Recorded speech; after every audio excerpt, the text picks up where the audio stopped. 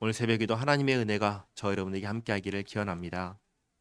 예수님께서 12제자를 이스라엘의 잃어버린 양에게로 보내면서 하시는 말씀이 오늘 말씀입니다. 16절 보시면 보라 내가 너희를 보냄이 양을 이리 가운데로 보냄과 같도다.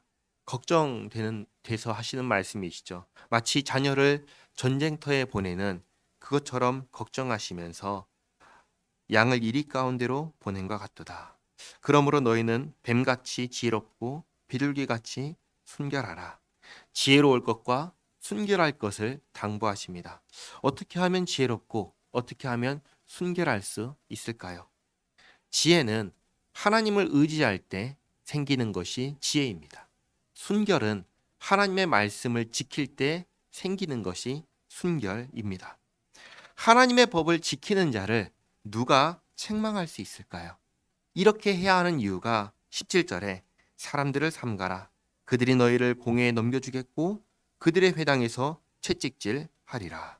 이렇게 되었을 때 우리가 살아왔던 삶의 흔적들이 흠을 잡는 빌미가 되어서는 안 되기 때문입니다. 그래서 지혜로워하라, 속지 말아라, 순결해라, 하나님의 말씀을 지켜서 그들에게 흠 잡히지 말아라, 책 잡히지 말아라, 그 말씀을 하시는 것입니다. 18절에 또 너희가 나로 말미암아 12제자가 예수님으로 말미암아 총독들과 임금들 앞에 끌려가리니 이는 그들과 이방인들에게 증거가 되게 하려 하심이라. 어떤 증거일까요? 어떤 증거일까요? 예수님에 대한 증거입니다. 12제자는 예수님에 대한 증인이 되는 것이죠. 너희를 넘겨줄 때 어떻게 또는 무엇을 말할까 염려하지 말라. 그때 너희에게 할 말을 주시리니 말하는 이는 너희가 아니라 너희 속에서 말씀하시는 이 곧 너희 아버지의 성령이시니라. 예수님에 대해서 무엇을 어떻게 증언해야 할지 누가 알려주시냐면 성령 하나님께서 알려주십니다. 그러니까 그때에 그렇게 잡혀서 끌려갔을 때에 뭘 해야 될지 어떻게 해야 될지 걱정하지 말라고 말씀하십니다. 그런데 성경을 쭉 읽다 보면은 베드로 전서를 보면은 12제자 중 한 사람인 베드로가 또 이런 식으로 전혀 다르게 또 말씀하십니다. 뭐라고 말씀하셨냐면 너희 속에 있는 소망에 관한 이유를 묻는 자에게는 대답할 것을 항상 준비하라. 그러니까 사도 베드로는 또 이렇게 말씀했습니다. 그러니까 예수님으로 인해서 잡혀가게 되었을 때에는 성령 하나님께서 예수님에 대해서 증언할 말을 생각나게 해 주실 것이니까 염려하지 않아도 된다 하시면서 또 한편으로는 평상시에는 내가 가진 소망에 대해서 대답할 것을 준비해 놓아야 한다. 이렇게 말씀하시는 것입니다. 그러니까 두 가지가 다 필요한 것입니다. 그리고 한번 생각해 보시기 바랍니다. 사실 예수님의 제자들은 예수님과 함께 있었던 시간이 있기에 그 경험, 그 기억만으로도 충분히 얼마든지 대답할 수가 있습니다. 그렇지만 우리들은 어떤가요? 우리들은 그 제자들처럼 예수님과 함께 지냈던 시간이 있나요? 그게 없지요. 그게 없기 때문에 우리는 12제자와 다른 시대, 다른 상황의 사람들이기 때문에 그러니까 우리는 우리가 가진 믿음과 소망에 대해서 어떻게 말할 것인지 무엇을 말해야 될 것인지 우리는 미리 준비를 해 놓아야 하는 것입니다. 21절에 장차 형제가 형제를 아버지가 자식을 죽는 데 내주며 자식들이 부모를 대적하여 죽게 하리라. 이런 일이 언제 일어날까요? 평화로운 시기에는 일어나지 않을 것입니다. 평화로운 시기, 평범한 시기, 어제와 오늘이 같은 늘 일상이 유지되는 이 시대에는 이런 일이 일어나지 않을 겁니다. 그러나 혼란의 시기, 전란의 시기, 이런 때에는 이러한 일들이 일어나는 것이죠. 그때 이런 일들이 일어날 것인데 22절에 또 너희가 내 이름으로 말미암아 모든 사람에게 미움을 받을 것이나 끝까지 견디는 자는 구원을 얻으리라. 중요한 것은 끝까지 견디는 자는 구원을 얻는다라는 것입니다. 무엇을 견디는 것이죠? 믿음을 지키는 것입니다.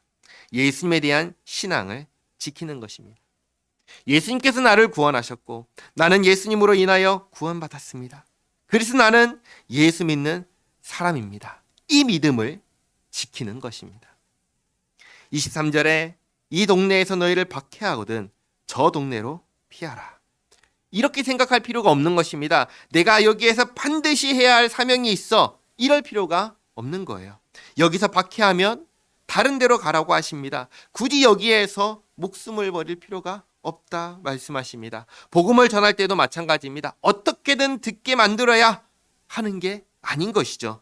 듣는 사람에게 들려주면 되는 것입니다. 듣지 않는 사람에게는 이 사람은 아직 들을 때가 아니구나 생각하고 넘어가면 됩니다.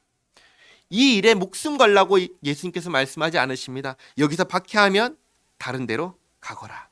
23절 내가 진실로 너희에게 이르노니 이스라엘의 모든 동네를 다 다니지 못하여서 인자가 오리라. 이 말씀은 두 가지를 생각할 수가 있습니다. 첫째는 마지막 날에 복음이 이스라엘 민족에게 미처 다 전파되기도 전에 예수님께서 다시 오실 것을 말씀하신 것으로 생각할 수 있습니다. 그리고 또 한 가지는 지금 마지막 날이 아니라 지금 누구를 보내는 것이죠? 12사도를 보내는 것이잖아요.